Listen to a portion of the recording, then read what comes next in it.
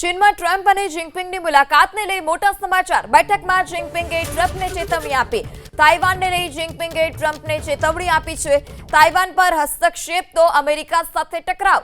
ચીનના સરકારી મીડિયાના હવાલાથી આ સમાચાર છે।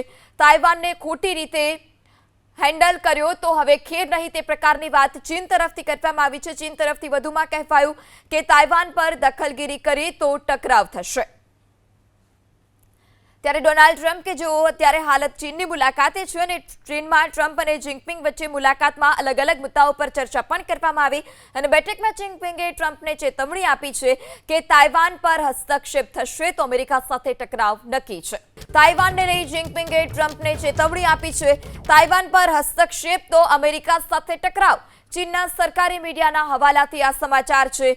તાઇવાનને ખોટી રીતે હેન્ડલ કર્યો તો હવે ખેર નહીં તે પ્રકારની વાત ચીન તરફથી કરવામાં આવી છે। ચીન તરફથી વધુમાં કહેવાયું કે તાઇવાન પર દખલગીરી કરી તો ટકરાવ થશે।